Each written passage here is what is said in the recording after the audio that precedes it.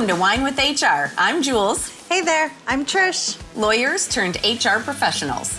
Through our company, Monarch Endeavors, we guide employers through their oh shit moments with their employees. In this podcast, we will discuss some of the most common and commonly frustrating HR problems while enjoying our favorite adult beverage, wine. So sit back, grab a glass if you choose, and join us as we think about and drink about all things HR.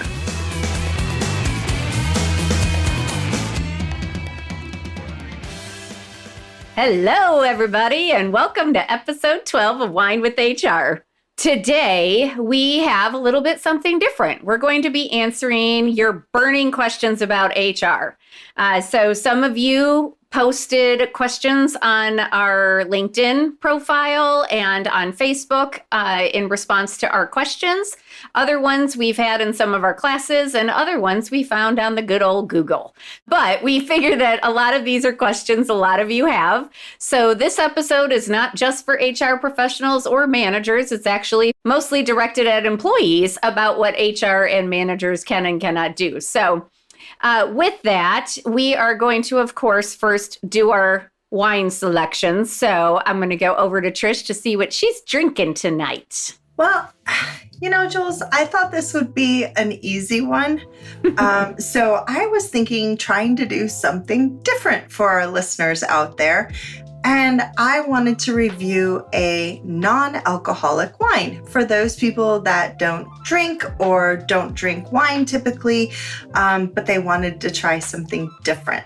So I found this non-alcoholic rosé, and it says de-alcoholized. I think that's the same as non-alcoholic. I'm not exactly sure what that exactly entails, but it's from a company called, I believe it's pronounced Gießen. They're out of New Zealand, and it is a rosé. I'm not really sure how a de-alcoholized wine is supposed to taste. But for me, as a person who likes wine, it didn't really serve me very well. So I have a glass of vodka and mix. I should say that, good Lord, so it doesn't sound terrible. But I wanted to be able to participate with Julie, so that sounds terrible. But yeah, so that's what I did today. I tried to do something fun and different for everyone, but it just did not work out. It happens. It was nice of you to try. Thanks. I still have it here though, and I'm still going to sip on it to see if I get some different things as we go through. So what initially hit you? Because I saw your face when you had your first sip. So is it that does it just taste like grape juice? No, it's hitting me at the back under my tongue and towards the back. Okay. Again, I don't want to throw a company ever under the bus, but for me, it's reminiscent of more like a vinegar, which if you've ever had bad wine, you know what I'm talking about, like a wine that has gone bad rather than one that I don't prefer. So that's kind of what caught me. Gotcha. Okay. So anyway, enough about my disaster. What are you doing today? Well, so since we are heading into fall, I'm getting back into my reds. So I have an Italian red, shocker, I know. Shocker Italian. It's called Il Faggio, and it's a Montepulciano d'Abruzzo, which we know is one of my favorite just because I love to say Montepulciano. But this one was actually recommended by I'm not sure he was a sommelier, but one of the wine experts in is it the Giant Eagle out on the way to Put-in-Bay? Is it a Giant Eagle? I think so. Yeah. So that's the one that I was at. And nice. He recommended this Italian wine. It's a 2020. And it says the beech tree and the Montepulciano grape, longtime neighbors on the Adriatic coast in Abruzzo, both equally synonymous with the region. The grape is deep colored and produces a robust wine. Our version is modern in style with fresh and spicy fruit on the nose and a rounded, full-bodied character on the palate. An everyday enjoyable wine for enjoyable people. Wow. So I sort of feel like it was made for me. I actually haven't had a sip yet, but. You are an enjoyable person. Oh, thanks. You're welcome. So at first sip, I would agree that there are definitely little spicy notes, and it is definitely a full-bodied wine, but smooth. Really? Very smooth. Yeah. So I think I'm going to like this one. Yay. Sorry, that was a little bit of an evil cackle, but whatever. It's all good. We're practicing for Halloween. Yes. Yeah. Yep. Okay. So as I mentioned, this episode is all answering questions. So we don't have our WHIN of the week is really the questions and the things that people don't quite understand about, HR and things that companies do. So we're just going to kind of go through the questions, and Trisha and I are going to share what we think about them and answer. And it should be very informative. And of course, we'll have some laughs in there as we always do. So Trisha, you want to start with the first question? Absolutely. All right. So this question has to do with interviewing and the interview process. They asked, do we have any applying or interview tips? And is a thank you letter needed anymore? And I'm going to start with the second part. Okay. I will tell you all that I still love a handwritten thank you note. Amen. Right? Even more so than the email thank you. An email thank you is fabulous, but a handwritten thank you note, I have to be honest, I kept some of those even well after I left my last position, just because they meant so much that someone took the time. So if you really, really want to stand out, handwritten thank you note, way to go. Would you still say that thank you notes in general, though, are expected? I would say they are. Yeah. And if not expected, greatly appreciated. I think that most people expect to see some sort of response or thank you from you. I wouldn't say everyone, but I think it does give you still a leg up. For sure. And the only thing I would add to this, to the extent that you discuss something with the interviewer, where maybe, you connected with that person or you guys had a laugh over it. It doesn't have to be related to the job, but put that in the note. Like, I really enjoyed hearing about how you love to travel or discussing, football with you or whatever it is. But that anytime you can make that personal connection and then remind them of that. Yeah. Nice. That's a great, great tip. And then as far as the interview process itself goes, or tips of relating to that, my biggest one is if you feel like this is a company where they're going to do those behavioral interview questions, the situation, task, action, result, the ones that drive me crazy, don't plan them ahead of time. Don't plan out your answer.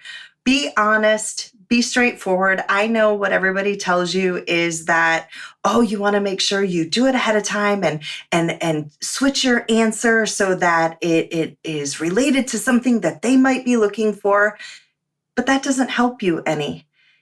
Tell them an honest situation, but then take it a step further and tell them, well, that's how I handled it then, but this is how I would handle it now, if you really want to set them apart. And that's the question I tell interviewers to ask all the time. Like, ask them how they would handle it now. If you were their boss, or if they were their boss, how would they say they could improve? Or how is it that they excelled? So thinking like that ahead of time in case an interviewer does ask you that question helps, but also you can get the jump on it so they know who you are as a person now, because you may not handle it the same way as you did in the past. And be patient. Don't ghost. I would say that's the big one. I understand. I just read an article the other day. 4 months is what they say is the average lead time for hiring someone these days, which is mind-boggling to me. But it is what it is. It is where we are. And so I would say be patient, continue to respond, even send them questions. If you have questions about the job itself or something that you've learned in the meantime, go ahead and reach out. They will respond, and I think they'll appreciate it. Absolutely. So I'm going to jump around a little bit because that relates to another question. So you sort of just answered this, but in case you want to expand, there was a question about, Oh, yeah. is it weird to ask an interviewer a question about the role after the interview via email? No, not at all. As a matter of fact, I think it's fantastic. I'm not saying come up with one to purposefully reach out to them, but if you have a question, absolutely reach out to them, ask them, relate it, let them know if you want to why you're asking, because I think that it's one of the ways that you can help the interviewer get to know you, what your thought process is, and it really does show that, hey, they're still thinking about this and it's very important to them. So I love it. I will always take the time to answer emails like that. Yeah, and I think it's pretty typical that you would have questions afterwards because in the interview, you're nervous as all get out. And True. so, you don't know when they ask you, do you have any questions for us? You're like, like your brain leaves your body and you forget everything. Even if you have them prepared, right? right. Yes. So I think it's totally natural. And it, as Trisha was saying, it gives you a nice way to stay engaged without just saying, hey, any update? You can say, hey, I had a question about, this. The more I thought about it, it's kind of a nice way to keep in touch without just feeling like you're nagging somebody. Perfect. Absolutely perfect.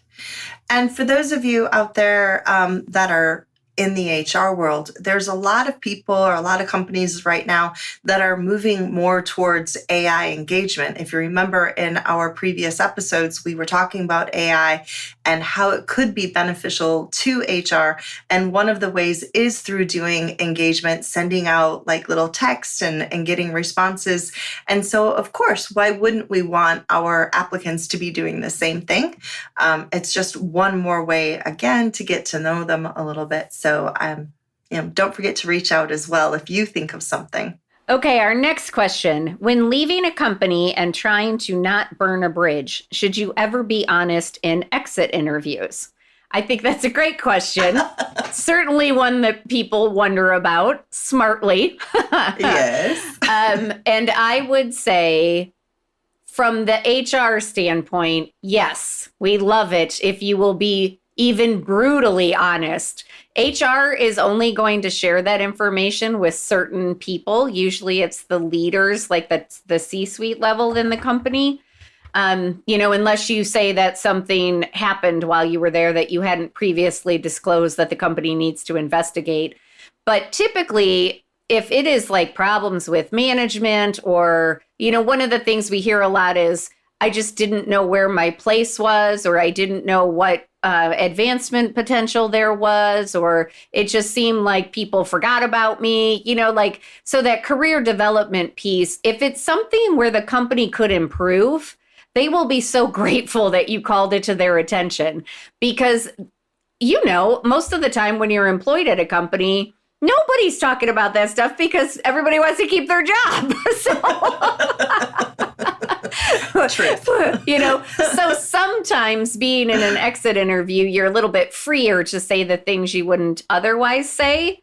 And HR will be grateful to have that information because sometimes they don't know that something's going on.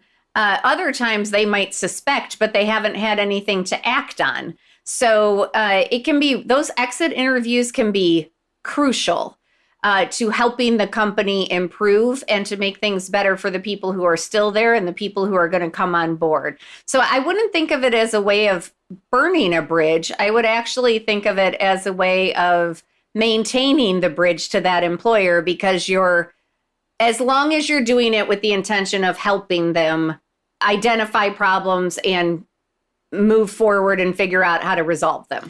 Yeah, I would say that for me is the absolute key. It's that respectful response, right? You can be brutally honest and not be a jerk. Right. And that is something I would remind everybody. Yes, absolutely. There's a reason we conduct exit interviews. We want to know about your experience. We want to know what we did right, what we did wrong, where we can improve, what we're doing well even. So absolutely be honest. But again, if you don't want to burn the bridge, you're going to be respectful. I love the way you said that, Julie. Like it's about building bridges versus burning them. And I think that's an awesome way to look at it. Thanks.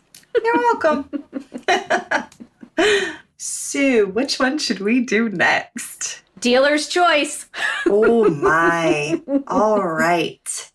Let's go to a heavier one. What about, since we're talking about termination or quitting or hiring, let's kind of keep on that track. When an employee is terminated and ineligible for rehire, should I continue to let them communicate with me or not? And what is the right way to communicate with them if I need to? I think this is an incredibly interesting question. And I know I have my views, so I'm really excited to talk to Julie and see what her thoughts are. We have not talked about this before this taping, so I'm very, very excited. Let's start with what's the right way to communicate with them if I need to, respectfully. I got to go back there. Be respectful, be open, be honest, and straightforward, short, and to the point, right? We don't need to give a bunch of extra information. I had someone in one of my classes recently, and he was talking to me about people who communicate with you, and you can tell that when they're communicating, their eye is on litigation, right? And so this is where we start to get nervous. What can we say? What shouldn't we say?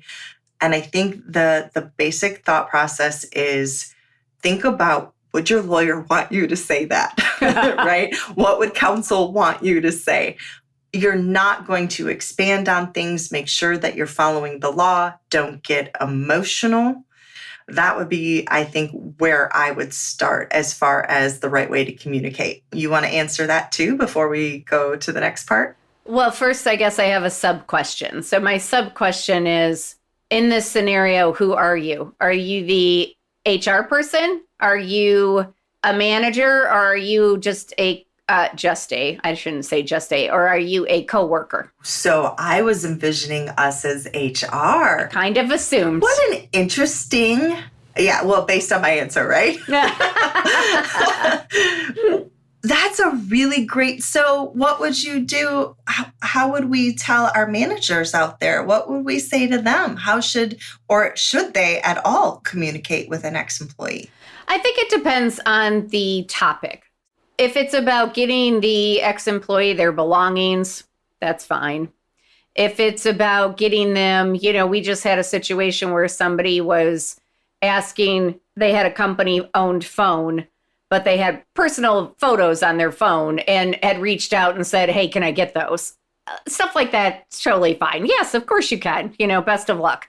So I would say for those types of things, it's fine for the manager to communicate with them. If they're asking questions about, health insurance, rehire, a letter of reference, things like that, that should all go to HR. So they should just direct that person. They should respond with something along the lines of, I have forwarded your request to HR. Feel free to follow up with them or something like that. That's probably what I would do there. And then if it's a coworker, I would just say, it's your right to communicate with this person however you want to. So if they're a friend, you can continue to talk with them. If they were just a coworker and they're reaching out to you, again, it's sort of your personal comfort level. If they're reaching out to you to get dirt on what's happening at the company, or they're asking, exactly where I was thinking. or they're asking you to investigate Spy. for them. Yeah, whatever. Yeah. And you're not, then no, you shouldn't be doing that. And if you're uncomfortable with it, I would report it to HR. But if you're, friends with this person, you can keep talking to them. There's nothing wrong with that. I like it. Okay, so I will jump to a slightly different topic. So the question is, how do I deal with a colleague who micromanages me even though they are not my supervisor? Sit back, grab a sip. Yeah, all right. Yeah, we have all had those coworkers. Oh, yes, we have.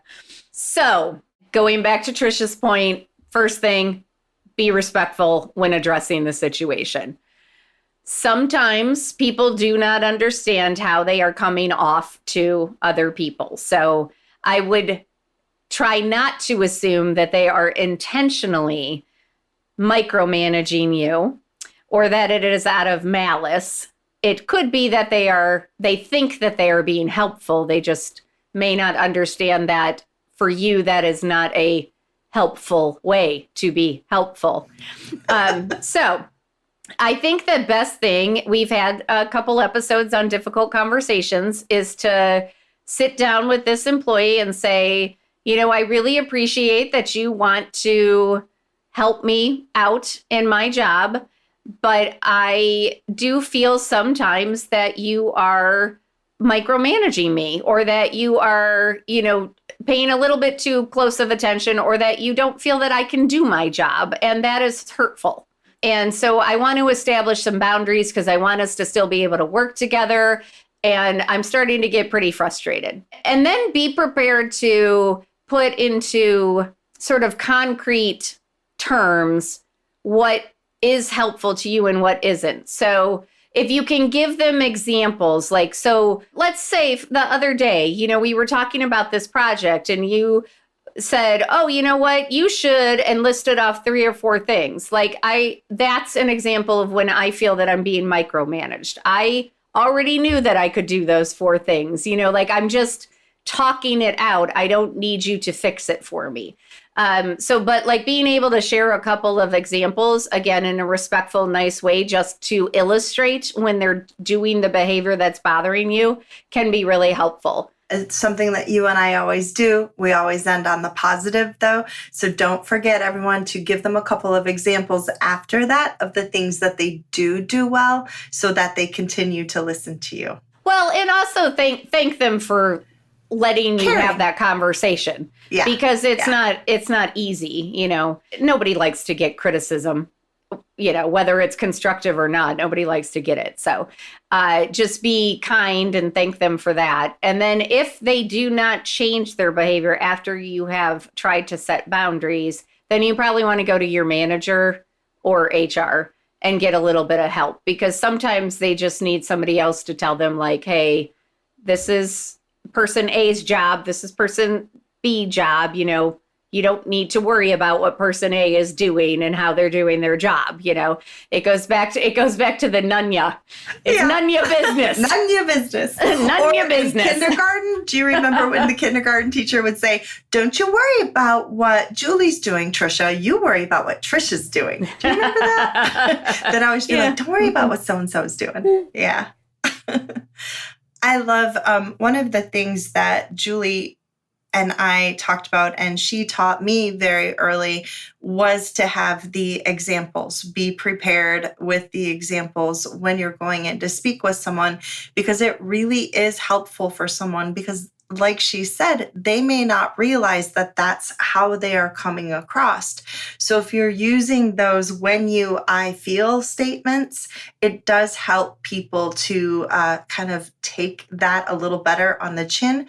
They don't start to get as defensive. When you do this and you act like this and you start using language like that, people are going to shut right down. But if you say, I appreciate it, however, when you do this, this is how I feel, they are going to respond, I think, much, much better. Well, yeah, and you bring up a great point, which I know we've made before, but do not attack their character. Yes. You're there to discuss their behavior. So when you, as Trisha said, when you make those, when you do this, it sounds like you're attacking them as a person, versus when you act in this way, or giving those examples just to say, this is when I feel micromanaged, and just giving them some examples. We have to work with each other. We're gonna have bumps and bruises along the way. But if you can learn to talk to your coworkers about this stuff and just resolve it and move on, it's gonna make the workplace a much better place to be. Oh my gosh, 100% agree. A lot of the things that we talk about, you can use in your everyday daily life. Mm-hmm. My class today, I was talking to them about how my parents used to sit us down at the table and we had to talk everything out. It wasn't like you go to your room, and then they were going to come up with consequences.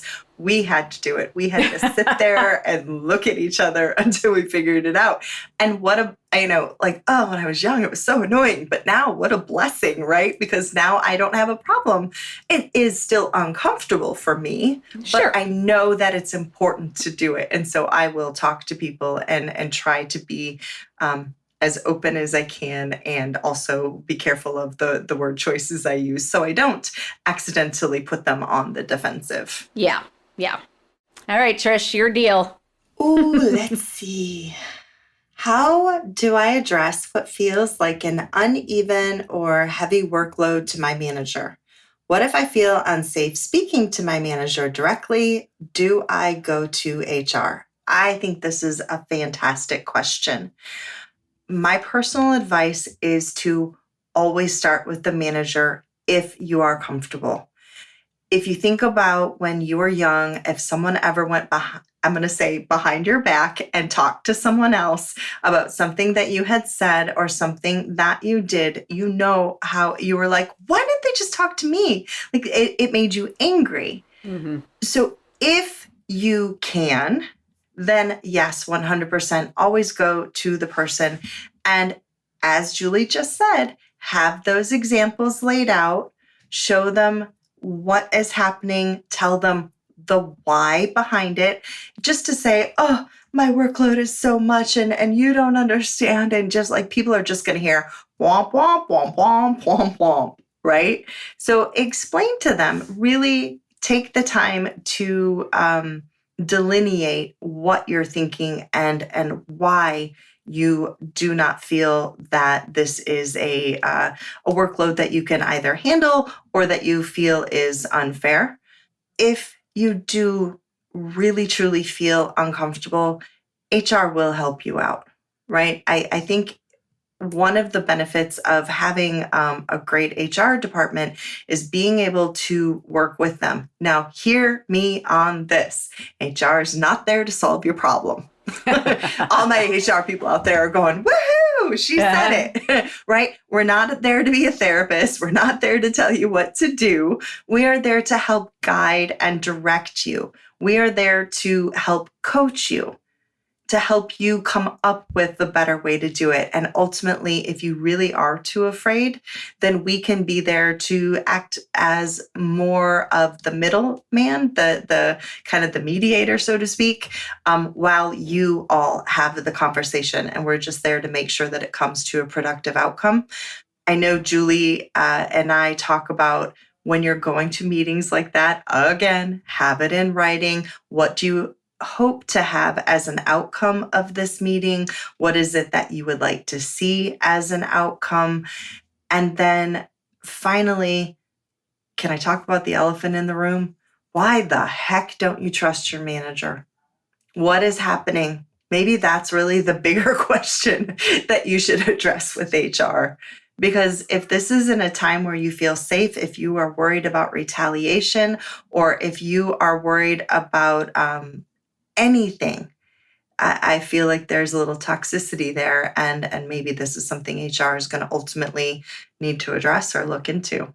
Yeah, and I would say a couple things as well for the employees out there who may not have joined us for other episodes. One of the things we talk about in one of our manager episodes is that, most managers are promoted because they're good at their job, not necessarily because they're good at managing people. So this is a skill they're often still learning. So they'll be the first ones to tell you they're probably not doing everything they should be doing, or not doing it as well as they could be doing it, because it's hard. This is the really hard stuff. So again, I wouldn't assume that your manager won't be open to having a conversation.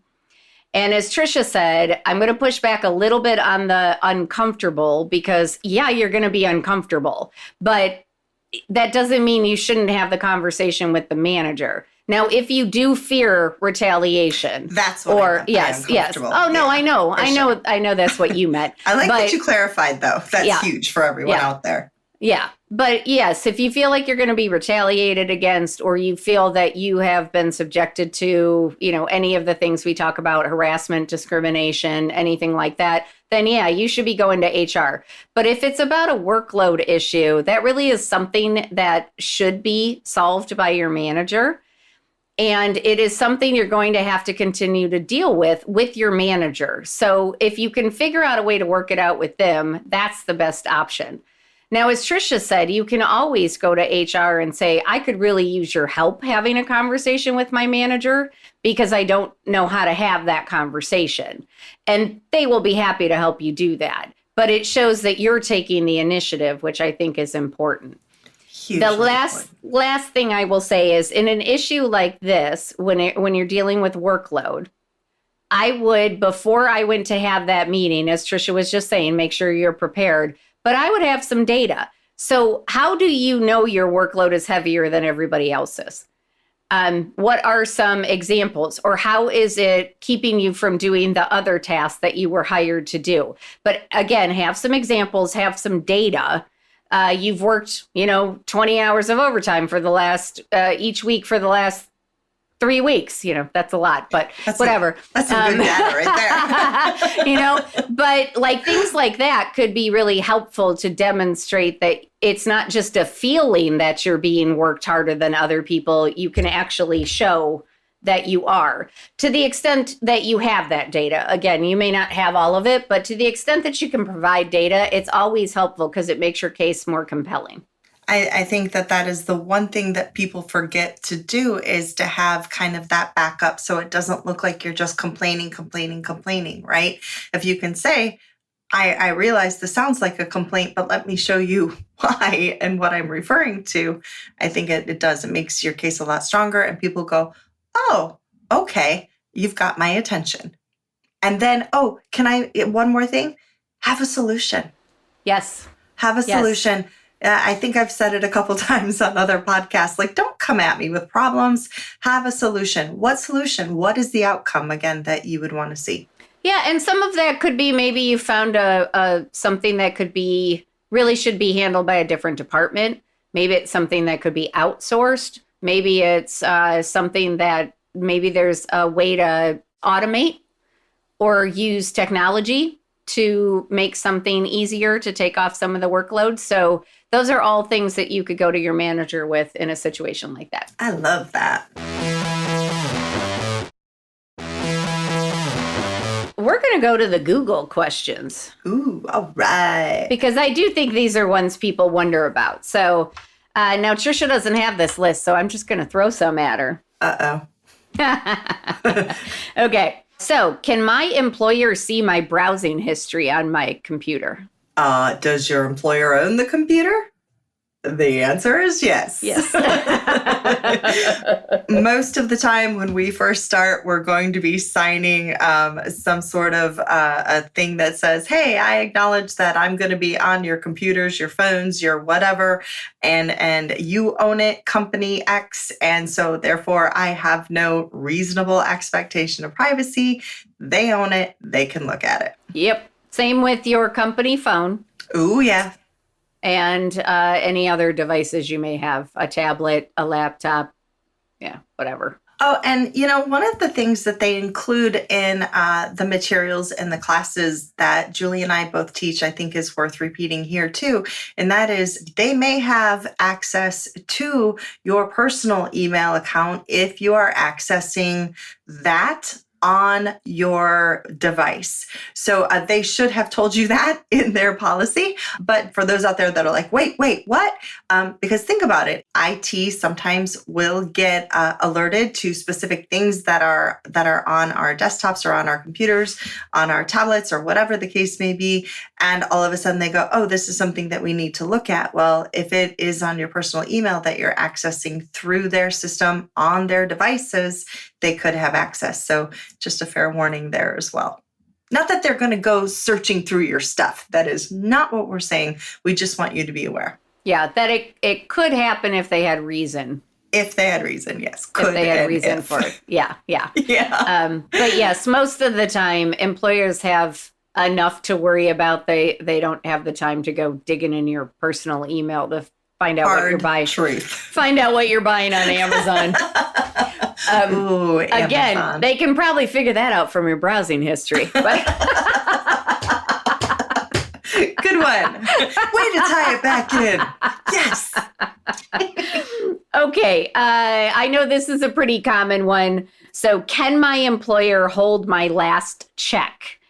And the answer, as all legal answers are, is it depends. But usually not. It does depend on state law. Most states have some sort of prompt payment law that they can't hold that check indefinitely until like you return equipment or things like that. So typically, no, they can't hold it. They can, however, if you agreed to it when you were hired, they can potentially deduct the amounts of whatever it is you didn't return from your paycheck. There are some limitations on that. But again, if you gave them permission, then they may be able to do that. So those are just a couple of things. It's a good idea to make sure that you understand what the policy is, or if you did sign something on, your first day, that you are allowing the employer to make deductions for certain things from your paycheck.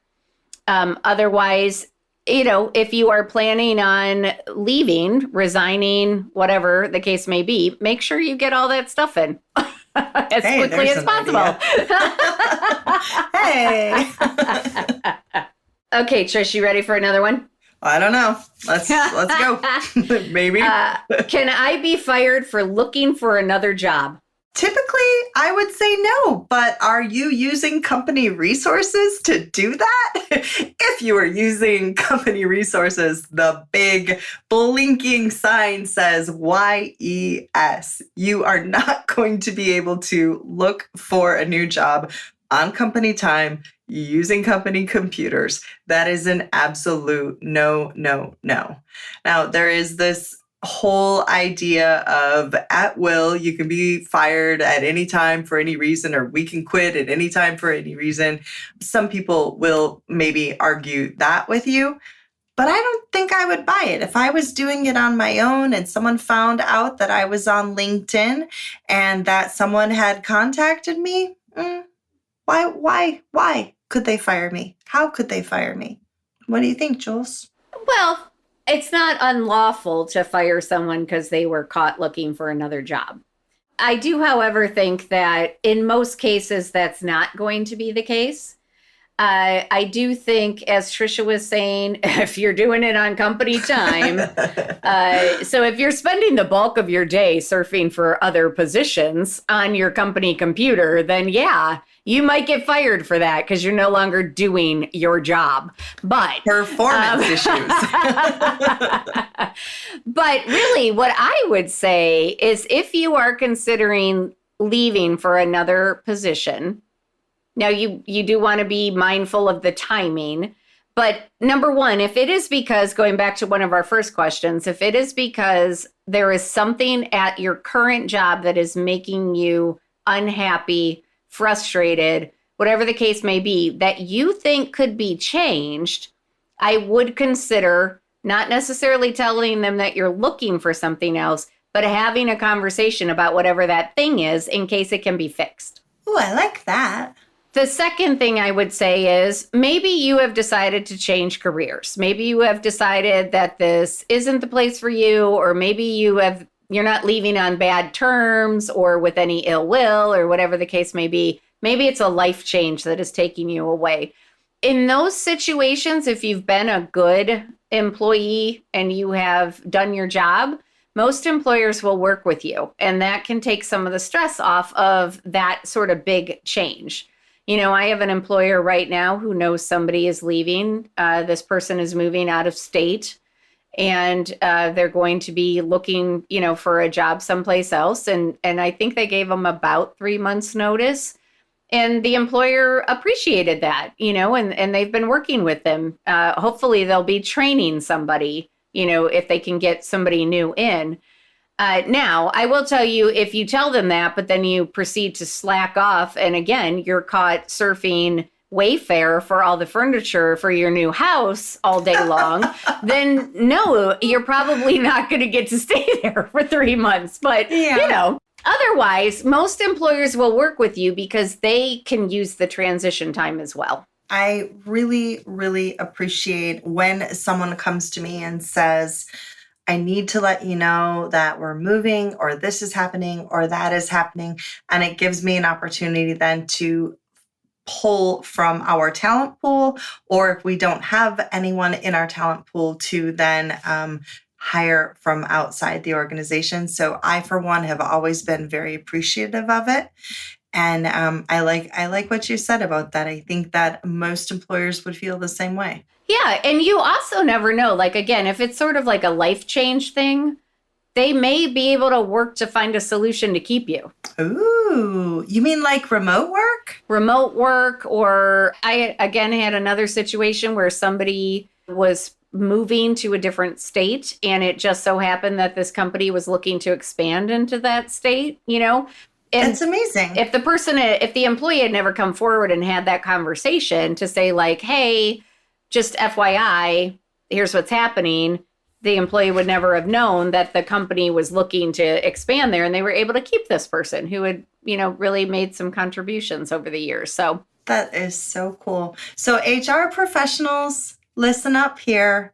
You need to have conversations with your employees when they come talk to you.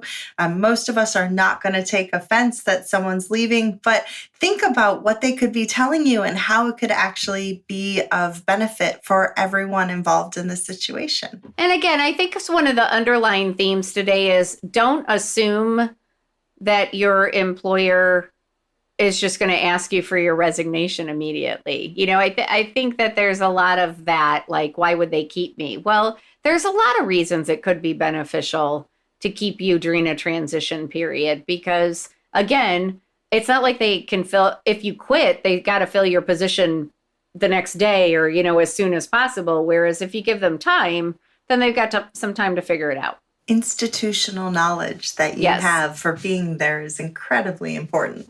Yes. And then you haven't burned any bridges because you, again, maintained the bridge that was already built. Oh, wow. We are tying into everything. Yep. Finger snaps.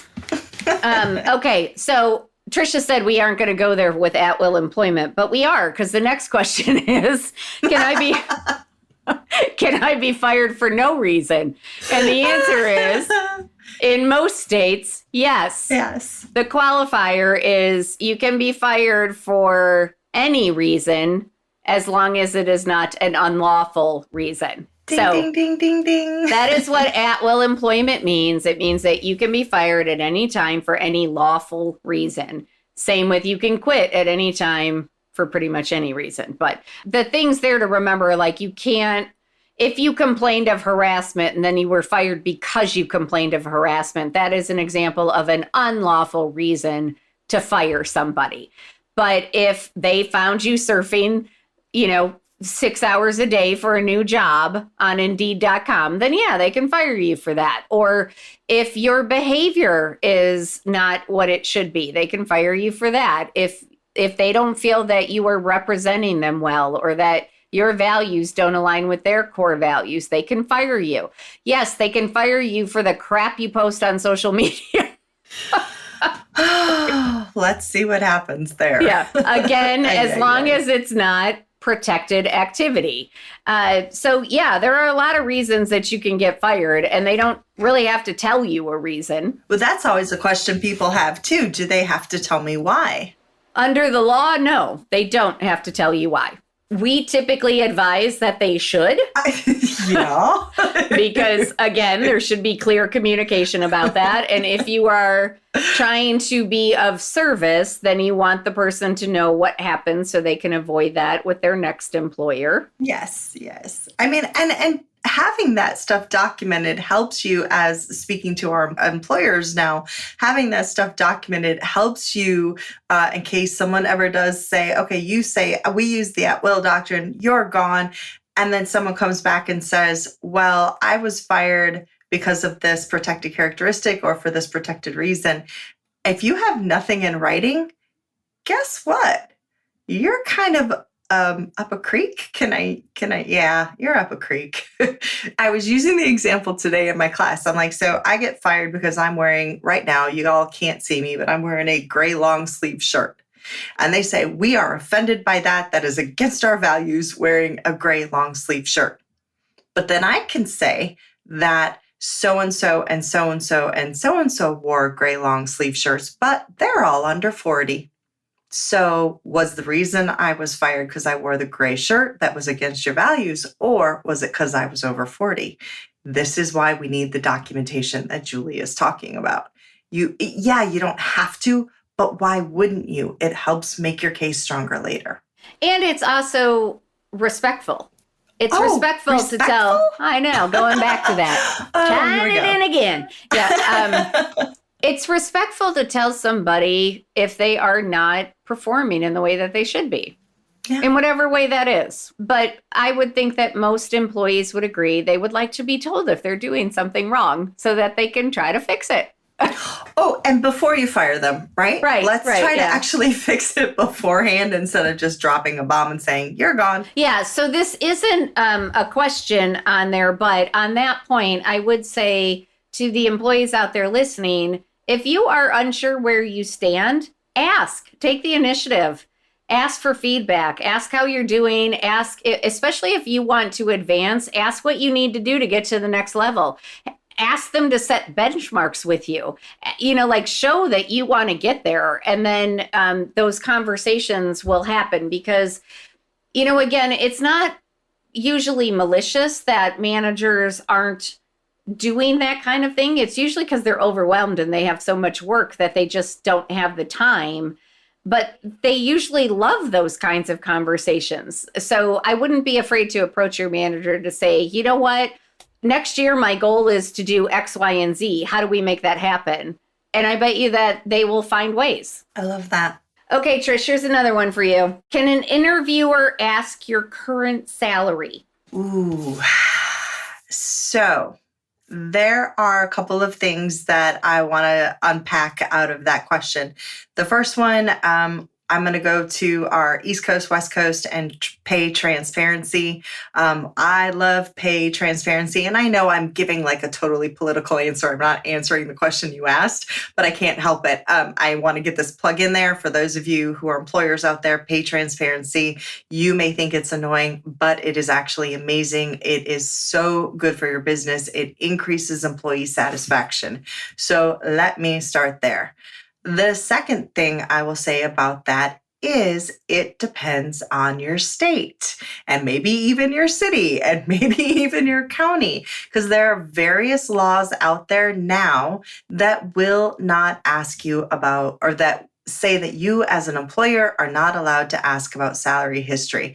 I'm a huge fan of this because I do not want you basing what I'm going to make today based on what I'm going to make yesterday. Because it's not about that. It's about what you think this job is worth at your company. So in many situations, there are two ways to look at this. Number one, you are not allowed to ask about salary history at all. And for those of you who want to look this up, they're just called salary history bans. So number one, you're not allowed to ask about salary history at all. The second kind of law says this: if someone refuses to provide it, you can't take that into consideration or use that as a reason not to hire someone. Or if someone does provide it, you can't use that as a factor in deciding what you are going to pay them. So everybody look at your state. That would be my overall thing there. Every state is different. And hoorah to those states that do it. I love salary history bans. I agree. I would say that if you are in an interview and they ask you that question, I think it would be perfectly fair to respectfully respond, why do you want to know that? I would love to hear. Could I be a fly on the wall for that? Or if you're not comfortable doing that, I think then, you can answer it if you want or not answer it if you want. But I would then, when they ask you, hey, do you have any questions? I would say, yeah, what's the salary range for this position? Is there a reason you want to know? That would, instead of using that word, why? Yeah. Is there a reason you're interested in what I made before? Yeah. Yeah, exactly. So, you could turn it on them a little bit. I am hopeful, and I know that Tricia and I recommend to most people that the question now, instead of what did you make at your last job, is, what are you looking to make in this position? And I would not be afraid to answer that because it can be very helpful. It doesn't mean if you go too high, they're going to immediately cut you out. It may, if you're the best candidate, they're probably going to try to figure out how to work with you. The thing you have to be worried about is cutting yourself too low. So some tactics for that would just be to say, you know what, I wasn't really prepared to answer that question. I'd have to think about it. Can I get back to you? I like going to what you said, taking that and then taking it one step further and being like, well, what is the salary range for this position? Because once I have an understanding of that, I could probably give you a better answer, even if it is off the cuff. Yeah. So there are some sneaky ways to respond to such a question. But yes, in general, as Tricia said, the salary should be based on the job you're being hired to do, not what you were paid at your last job. We have just a couple more. So the next one is, will my employer be notified of my DUI? Typically, no. There is not a system in place where the justice system of whatever county or state or locality you are in notifies your employer that you have been arrested for a particular offense. If you are convicted, they probably still are not going to be informed of that, not affirmatively anyway. Now, the one thing you want to be careful of is if, again, when you went through orientation, if you had a policy that said you had to notify your employer. Typically, that will be the case with DUIs if you have any sort of driving responsibilities for your company. So if you operate a piece of equipment that requires you to drive it, if you drive for your job, maybe on sales calls or to different locations or whatever the case may be, you may have a duty to report when you get, typically it's the conviction, not the arrest, but you may have a duty to report even that you got arrested for or charged with. So I would be mindful of that, because if you don't report it and they find out later, then that would be a reason that they could terminate you.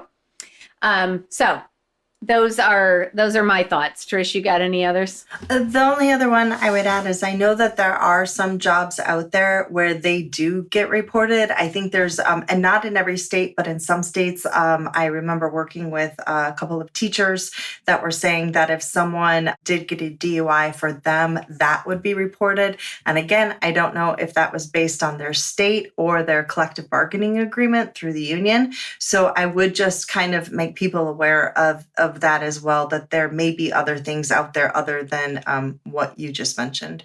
Oh, absolutely. That's a great point. So public agencies may be different. So school systems, police forces, fire, all of that, medical, all of those types of situations, it may be reported, or like federal contracts, things like that. There may be actual automatic reporting of those types of things. But in general, for private employers, they are not going to be notified that you have either been arrested or charged with or convicted public of. sector. You and your special rules. I was trying to explain that today, again, to my class, that like the public sector, when we're talking about at will, actually at will may not apply if you are a public sector employee. So for those of you who are at will or who are public sector out there and you're like, nuh-uh, that's not the case for me. Yes, that is true. We recognize that, just to kind of throw that out there. Yes. And those of you with collective bargaining agreements. And yes. Oh, Montana. Montana. I was going to say there are a couple of states, Montana being one of them, that does not have at will employment. So another moral of this episode, check your state law. It's important. Speaking of state laws, I hear Michigan, Miss Tricia, is getting poised to enact a paid parental leave. What? Yeah. How did I miss that? I don't know, but I just saw it on Threads. I'm on Threads now because Twitter has gone down the toilet. Truth. Oh, that makes me so happy. I knew that they were talking about it and considering it, but I did not realize that they had actually gone that far. So that makes me totally, totally happy. Way to go, Michigan. We're doing a lot of good things here. Yeah, not so much here in Ohio, but that's okay. We're not going to go down that road. Okay. No. Very last one, and then we will get back to our wine. So, can my employer deny my vacation request? Well, yeah. Yep. Yeah.